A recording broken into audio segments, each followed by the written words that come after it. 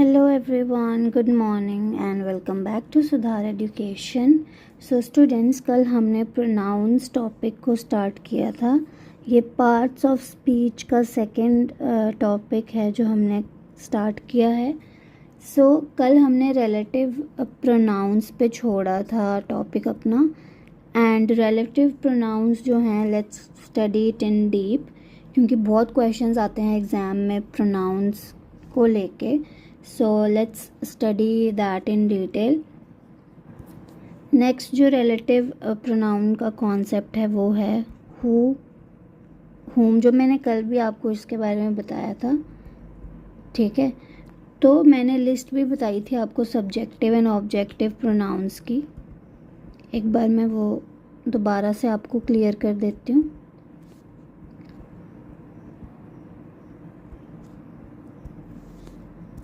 he, she, it, they, objective me, us, you remains the same, him, her, it भी same रहेगा। अब यहाँ पे क्या आता है कि जो who होता है हमारा वो सब्जेक्टिव केस में यूज़ होता है एंड whom हमारा ऑब्जेक्टिव केस के लिए यूज़ होता है। जैसे मैंने लिखा I met the man dash everyone knows, तो यहाँ knows जो है वो हमारी वर्ब है। तो knows किसको? him, क्योंकि man की बात हुई थी। ठीक है, him यानी कि हमारा ऑब्जेक्टिव केस, ऑब्जेक्टिव केस है तो यहाँ whom का यूज़ होगा। ठीक है, या फिर हम इसको ऐसे भी देख सकते थे कि जो आई है वो हमारा सब्जेक्ट है, मेट इज़ द वर्ब और मैन हमारा ऑब्जेक्ट है। तो ऑब्जेक्ट है तो हुम ही आएगा। ठीक है, नेक्स्ट मैंने लिखा I met the man dash is known to all. ठीक है, अब यहाँ टू है जो हमें पता है कि प्रेपोजिशन है, प्रेपोजिशन के बाद उसका खुद का ऑब्जेक्ट है ऑल। ठीक है, तो आई मेट द मैन, ये इज़ आ गई हमारी verb, is known is our verb. तो यहाँ पे जो आएगा हमारा वो होगा हु, सब्जेक्ट को लेके, क्योंकि यहाँ जो ऑब्जेक्ट है हमारा वो प्रेपोजिशनल ऑब्जेक्ट है। ठीक है बच्चों, जैसे मैंने लिखा they talked to her dash is a renowned artist. So they talked to her dash is a renowned artist. तो सब्जेक्ट की अगर मैं बात करूँ तो कौन है? शी। ठीक है, तो यहाँ पे हु का यूज़ होगा। ठीक है, they talk to her who is a renowned artist, तो यहाँ पे हमें पता चल रहा है कि she is a renowned artist. They talk to her, तो she is a renowned artist, इसीलिए उसके अकॉर्डिंगली हमने सब्जेक्टिव प्रोनाउन का यूज़ किया जो कि था हु। ठीक है, तो he, she, it, they, we, I use होगा तो उसके साथ हु लगेगा। Him, her, it, them, us, me, ये यूज़ होगा तो इसके साथ हमारा whom यूज़ होगा। ठीक है बच्चों, स्टूडेंट्स आई होप कि यहाँ तक कोई डाउट ना हो। तो वो कॉन्सेप्ट हु एंड whom का था हमारा लिविंग थिंग्स को लेके। ठीक है, तो अब नेक्स्ट कॉन्सेप्ट है कि अगर किसी चीज़ के बारे में बात हो रही हो तो हम क्या यूज़ करेंगे? तो हम विच का यूज़ करेंगे फॉर नॉन लिविंग थिंग, क्योंकि नॉन लिविंग थिंग कोई भी एक्शन परफॉर्म नहीं करेगी, उसका सब्जेक्ट ऑब्जेक्ट नहीं होगा। ठीक है, सब्जेक्ट का ऑब्जेक्ट जो है वो हु एंड whom ही होता है। ठीक है, तो विच आ गया हमारा सेकंड कॉन्सेप्ट। अब थर्ड कॉन्सेप्ट हमारा है कि अगर लिविंग और नॉन लिविंग थिंग दोनों होंगे साथ में, तब हम क्या यूज़ करेंगे? तो बच्चों तब हम दैट का यूज़ करेंगे, ठीक है। जैसे एनिमल्स, अगर पेट एनिमल्स हैं तो हम हु या हुम का यूज़ करेंगे अकॉर्डिंगली, और अगर वाइल्ड एनिमल्स की बात हो रही है तो हम विच का यूज़ करेंगे। बट अगर हमें कोई भी कंफ्यूजन है तो विल यूज़ दैट, ठीक है। जैसे मैंने लिखा all that glitters is not gold, ठीक है। तो ये लिविंग है या नॉन लिविंग थिंग के बारे में बात हुई है, हमें नहीं पता था, we were confused, so we use that with it. अगर मैंने लिखा all which glitters is not gold या all who glitters is not gold, तो ऑल में हमें नहीं पता है कि लिविंग थिंग की बात हो रही है non living thing, this is not specified कि ऑल में क्या क्या हम काउंट कर रहे हैं, इसलिए ये सेंटेंसेस गलत होंगे। दैट का यूज़ हुआ है, ये सेंटेंस करेक्ट होगा। सो ऑल के साथ दैट आएगा, इनके सेंटेंस में द सेम लिखा है उसके साथ दैट आएगा।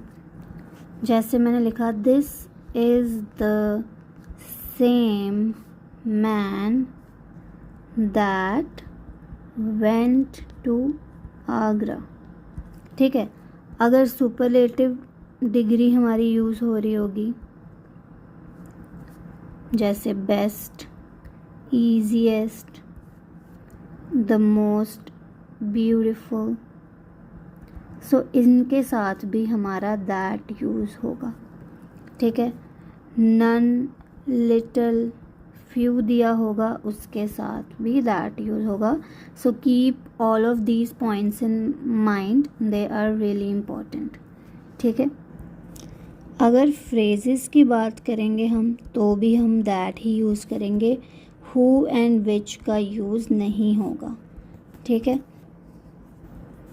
जैसे superlative degree of adjective, for example मैंने लिखा फास्टेस्ट, तो फास्टेस्ट के साथ हु का यूज़ नहीं होगा, ठीक है। सुपरलेटिव डिग्री हुई सब में सबसे अच्छा, ठीक है। जैसे he is the fastest runner who I know, so who here is incorrect, यहाँ पे दैट आई नो आएगा, ठीक है। सो एनिमल्स, नॉन लिविंग थिंग्स या लिविंग थिंग्स की बात हो रही है कि सुपरलेटिव डिग्री में कि सब में सबसे अच्छा कौन है, सो वील यूज़ दैट, ठीक है। जैसे हमारे वर्ड्स हैं something, nothing, anything, all, any, the same, the only, the little, the few, no, much and none. So always remember कि इन वर्ड्स के साथ हमेशा that ही यूज़ होगा, ठीक है। तो स्टूडेंट्स ये हमारा कॉन्सेप्ट था रिलेटिव प्रोनाउंस का। सो आज का जो हमारा टॉपिक है मेन वो अब शुरू होता है, आज के कॉन्सेप्ट्स हमारे अभी शुरू होंगे। सो कॉन्सेप्ट ऑफ प्रोनाउंस, सबसे पहले है ऑर्डर ऑफ प्रोनाउंस। फर्स्ट जो स्पीकर होता है यानी कि आई, वी। सेकंड जो लिसनर होता है यू। थर्ड जो टॉपिक ऑफ डिस्कशन होता है he, she, it, they. So always remember कि इनका जो ऑर्डर रहेगा वो होगा 2, 3, वन, यानी कि यू, ही एंड आई। जिससे हम बात करते हैं उसका सबसे पहले नाम आएगा, फिर टॉपिक के बारे में बात होगी और लास्ट में हम अपने बारे में बात करेंगे। जैसे मैंने लिखा कि कोई भी मिस्टेक या रॉन्ग डूइंग की अगर बात हुई है तो सबसे पहले अपनी गलती हम एडमिट करेंगे, तो इसका ऑर्डर रहेगा फर्स्ट, सेकंड एंड थर्ड। ठीक है, यानी कि आई, यू एंड ही। ठीक है, और जब एक से ज़्यादा लोग एक साथ होंगे, वी, दे, प्लूरल में, तो भी हमारा 1, 2 एंड 3 ऑर्डर फॉलो होगा। जैसे मैंने लिखा she and you are to be blame, तो ये नेगेटिव टोन है, रॉन्ग डूइंग की बात हुई है इसमें, तो हमारा ऑर्डर फॉलो होगा 1, 2, 3। तो यहाँ पे ये गलत है, यहाँ पे आएगा you and she, second and third. ठीक है बच्चों, जैसे मैंने लिखा you and I were unable to reach a consensus on the matter, तो यहाँ भी हमारी नेगेटिव टोन है, so the order is 1, 2 and 3। तो ये भी इनकरेक्ट है, पहले आई आएगा देन यू आएगा। ठीक है बच्चों, so this was our first concept, order of pronouns. Now our second concept is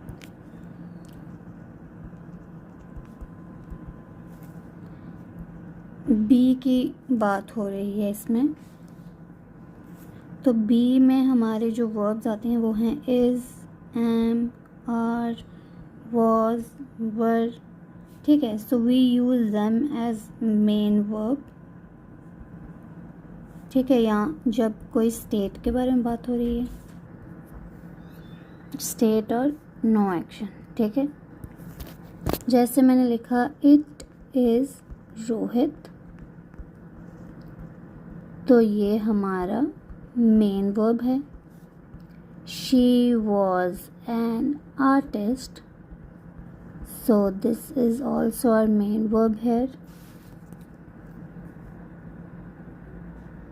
So students, B के केस में जो हमारा verb है वो सब्जेक्टिव केस में आता है। जैसे मैंने लिखा it is me who went there, तो ये हमारी B की verb थी। अब went हमारा verb है, verb के पहले pronoun है तो वो सब्जेक्टिव केस में आएगा, सब्जेक्टिव केस में आएगा तो हमारा आई का यूज़ होगा। ठीक है, जैसे मैंने लिखा it is him who completed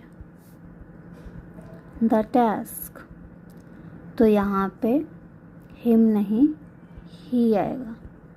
ठीक है, so this was all about concept number 2। Now let's move on to the third concept.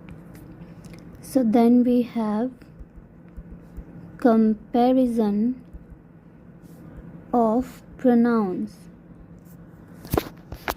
तो बच्चों सेम ही चीज़ों का कंपैरिजन होगा। सब्जेक्टिव है तो उसका कंपैरिजन सब्जेक्टिव से होगा,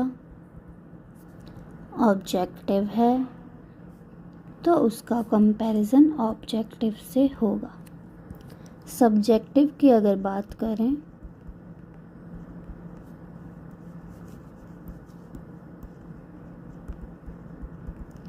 तो अगर I, we, you, he, she, it, they है तो इनका कंपैरिजन भी I, we, you, he, she, it, they से ही होगा। ऑब्जेक्टिव है me, us, you, him, her, it, them, तो इसका कंपैरिजन ऑब्जेक्टिव प्रोनाउन से ही होगा। Me, us, you, him, her, it, them. So it's really important, learn it by heart. जैसे मैंने लिखा we are closer friends than him and her. So we का use हुआ है तो इसके साथ हिम एंड हर नहीं आएगा, इसके साथ ही एंड शी का यूज़ होगा। ठीक है, सेम थिंग्स का ही कंपैरिजन होगा।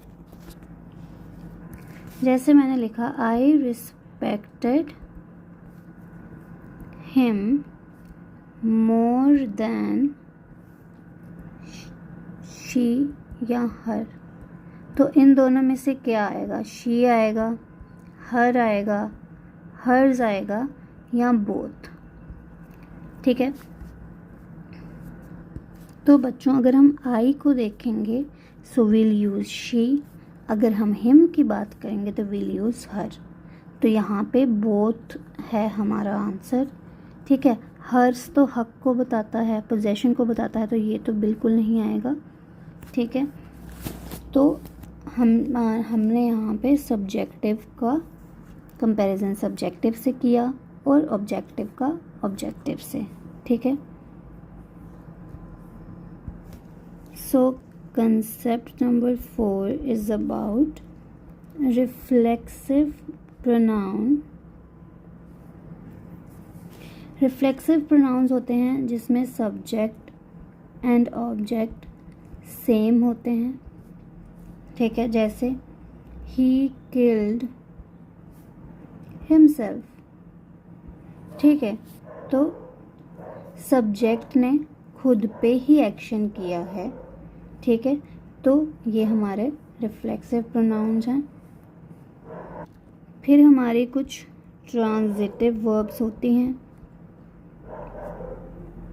ठीक है, जिनमें ऑब्जेक्ट का होना कंपल्सरी होता है, बिना ऑब्जेक्ट के ये काम नहीं करती। जैसे मैंने लिखा ही एन्जॉयड द पार्टी। ठीक है, तो ये हमारा ऑब्जेक्ट था, enjoyed हमारी वर्ब थी और he is our subject, तो ये सेंटेंस इज करेक्ट। फिर मैंने लिखा he enjoyed at the party, तो यहाँ पे he is our subject, enjoyed हमारा वर्ब है। अब इस वर्ब की और इस सब्जेक्ट का यहाँ पे कोई भी ऑब्जेक्ट नहीं है, जो एट है वो हमारा प्रेपोजिशन है और ये हमारा प्रेपोजिशनल ऑब्जेक्ट है। ठीक है, तो यहाँ पे हम ऐड करेंगे himself, he enjoyed himself at the party. तो ये अब complete sentence, complete correct sentence है। ठीक है, तो बच्चों वैसे ही हमारे और भी कुछ वर्ड्स होते हैं।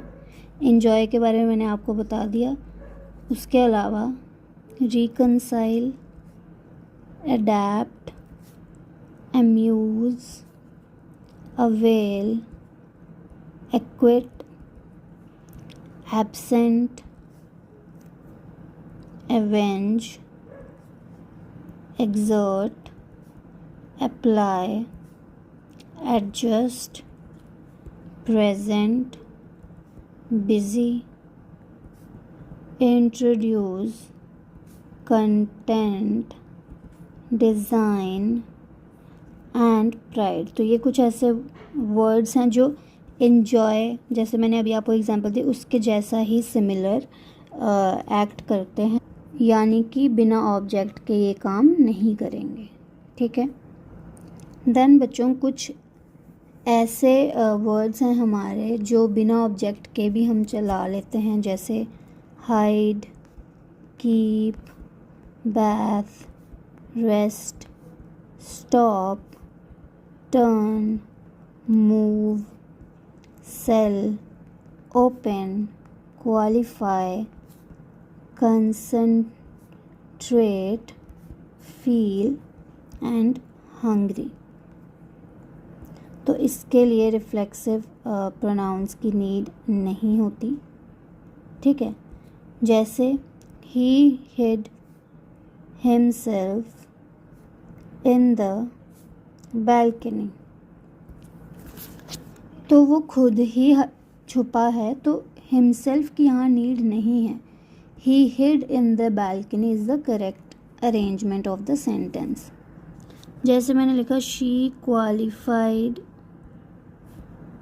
herself for the job, तो यहाँ पे भी herself जो है वो एक्स्ट्रा यूज़ हुआ है, इसकी भी यहाँ कोई नीड नहीं है.